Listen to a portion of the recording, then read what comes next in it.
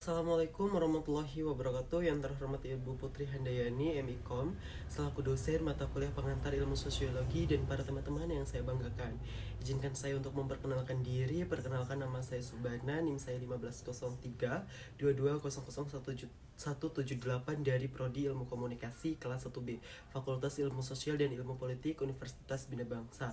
Di sini saya izin memaparkan atau meringkas kembali mata kuliah pengantar ilmu sosiologi yang sudah diajarkan kepada saya pada satu semester kemarin.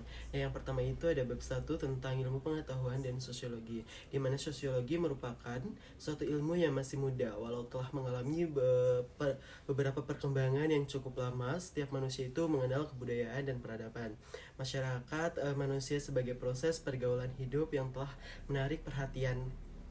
Sosiologi juga pada tahun 1839 berasal dari kata Latin yaitu socius yang berarti kawan dan logos yang berarti kata atau berbicara.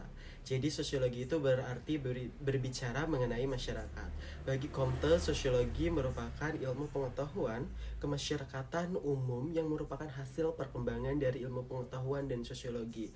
Harus dibentuk berdasarkan pengamatan terhadap masyarakat, bukan merupakan spekulasi. Nah, yang pertama itu ada ilmu pengetahuan dan sosiologi. Ilmu pengetahuan adalah pengetahuan atau knowledge yang tersusun secara sistematis dengan menggunakan kekuatan pemikiran yang selalu dapat diperiksa dan ditelaah atau dikontrol dengan krisis setiap orang lain yang mengetahuinya.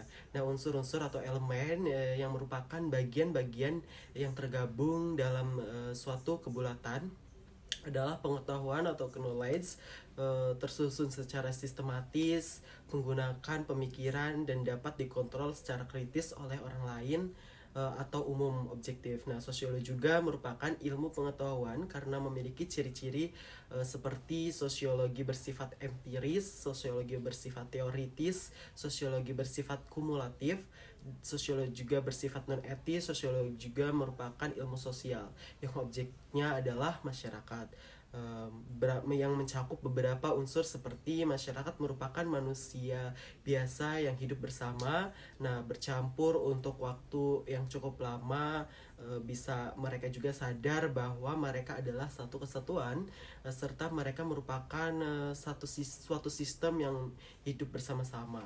Nah, metode-metode dalam sosiologi juga terbagi menjadi dua, yaitu yang pertama metode kualitatif, seperti tidak bisa diukur dengan angka tetapi nyata di dalam masyarakat atau dengan menggunakan metode historis komparatif. Selanjutnya itu ada metode kuantitatif, bisa diukur dengan angka, skala, indeks, tabel, dan formula seperti metode statistik dan sosiometri.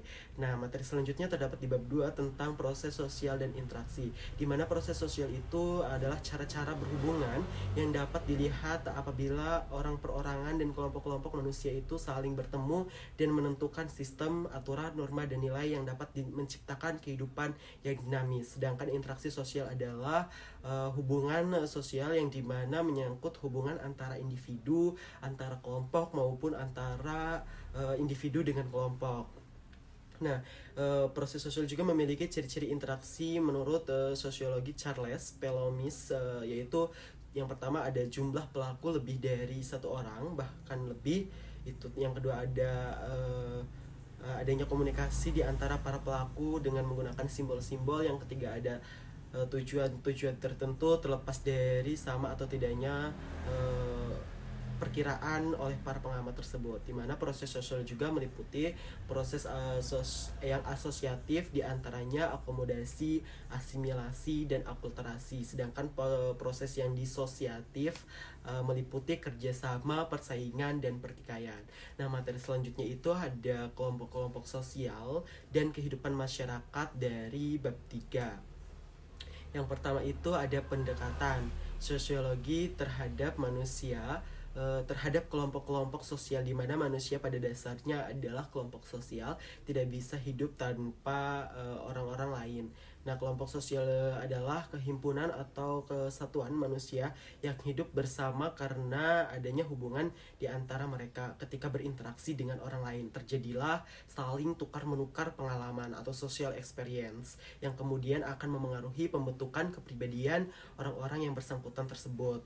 Yang kedua itu ada tipe-tipe kelompok sosial di mana terbagi menjadi beberapa poin. Di antaranya ada klasifikasi tipe-tipe sosial, ada kelompok-kelompok sosial dipandang dari sudut individu, terus ada kelompok sosial in group dan out group, di mana kelompok sosial in group itu adalah kelompok sosial yang dimana individu itu mengidentifikasikan dirinya sendiri, sedangkan kelompok sosial out group adalah kelompok kelompok atau individu itu diartikan sebagai lawan dari in group tersebut. Selanjutnya itu ada kelompok primer dan kelompok sekunder, terus ada paguyuban dan patembayan, di mana paguyuban itu mempunyai arti bentuk kehidupan bersama, di mana anggotanya itu diikat oleh hubungan batin dan murni serta bersifat alamiah dan kekal. Sedangkan patembayan merupakan ikatan yang lahir dan bersifat pokok serta biasanya itu untuk jangka waktu yang pendek. Terus ada formal group dan informal group, ada juga membership group dan referensi group. Yang terakhir itu ada kelompok okupasional dan volunteer. Materi yang ketiga itu ada kelompok-kelompok sosial yang tidak teratur seperti kerumunan dan publik, di mana kerumunan itu mempunyai arti sekumpulan orang yang berkumpul secara kebetulan di tempat dan waktu yang bersamaan. Sedangkan publik itu kelompok sosial yang tidak memiliki kesatuan. Nah, interaksinya juga terjadi secara tidak langsung melalui alat komunikasi seperti media sosial. Nah, selanjutnya itu ada materi yang keempat dari bab 3, itu ada masyarakat pedesaan dan masyarakat perkotaan, di mana masyarakat pedesaan itu merupakan sekumpulan orang-orang yang hidup bersosialisasi di daerah pedesaan serta memiliki ciri-ciri masyarakat pedesaan itu lebih longgar, homogen, pola hidupnya sederhana, tergantung pada alam. Nah, hubungan antar warganya juga lebih mendalam atau kekeluargaan. Sedangkan masyarakat perkotaan itu merupakan sekumpulan orang yang hidup dan bersosialisasi di daerah yang memungkinkan bisa dikatakan jauh lebih maju dan modern serta mudah untuk mendapatkan sesuatu yang dicita-citakannya. Ciri-ciri masyarakat perkotaan itu diantaranya penduduknya itu tidak tertentu, bersifat individualisme dan lain-lain.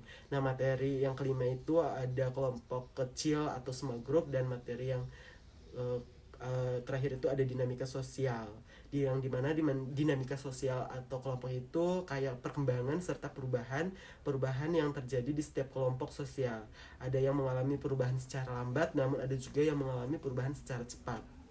Nah, materi selanjutnya itu ada kebudayaan dan masyarakat dari bab 4, di mana kebudayaan adalah kompleks yang mencakup pengetahuan, kepercayaan, kesenian, moral, hukum, adat istiadat dan lainnya yang mempunyai kemampuan-kemampuan serta kebiasaan-kebiasaan yang didapatkan oleh manusia sebagai anggota masyarakat tersebut, yang memiliki unsur-unsur kebudayaan yang dianggap sebagai kultural universal seperti fungsi peralatan dan perlengkapan hidup manusia seperti pakaian, perumahan, alat-alat rumah tangga, senjata, alat-alat produksi, transportasi dan sebagainya. Terus ada mata pencaharian hidup dan sistem-sistem ekonomi masyarakat, sistem kemasyarakatan seperti bahasa, lisan maupun tulisan, dan kesenian.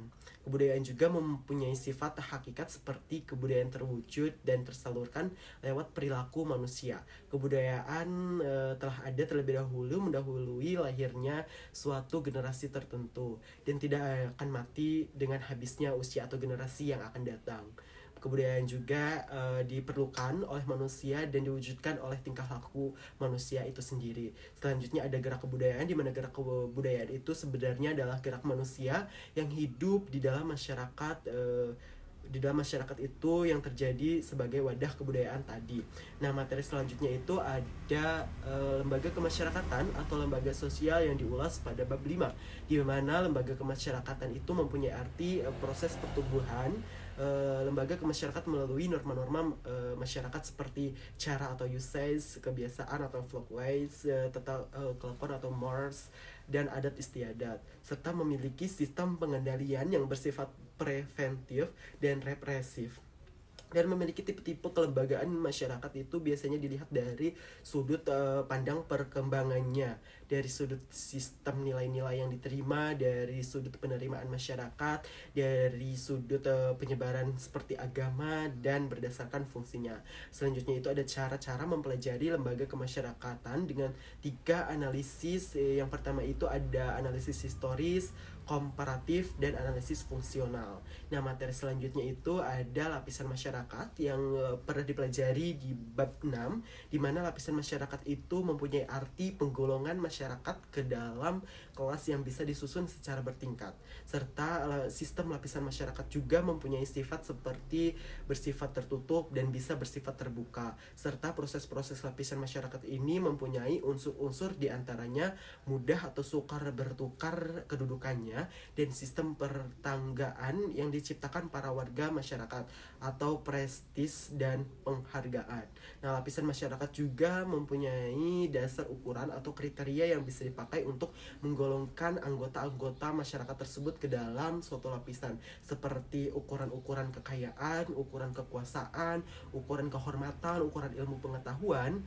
Nah, lapisan masyarakat juga mempunyai unsur kedudukan dan peran yang berfungsi untuk melaksanakan hak dan kewajiban sesuai dengan kedudukan dan perannya tersebut, serta mempunyai kelas-kelas dalam masyarakat, di mana kelas sosial adalah semua orang dan keluarga yang sadar akan kedudukannya di dalam suatu lapisan tersebut, sedangkan mereka itu diketahui oleh masyarakat umum. Nah, selanjutnya itu ada kekuasaan, di mana kekuasaan, wewenang, dan kepemimpinan. Materi ini pernah disampaikan di bab 7, di mana menurut Max Weber, kekuasaan adalah kesempatan seseorang atau sekelompok orang untuk memaksakan kehendaknya pada orang lain atau pada kelompok lain, serta memiliki sifat dan hakikat simetris dan asimetris, dan mempunyai unsur kekuasaan seperti rasa takut, rasa cinta, kepercayaan, dan pemujaan.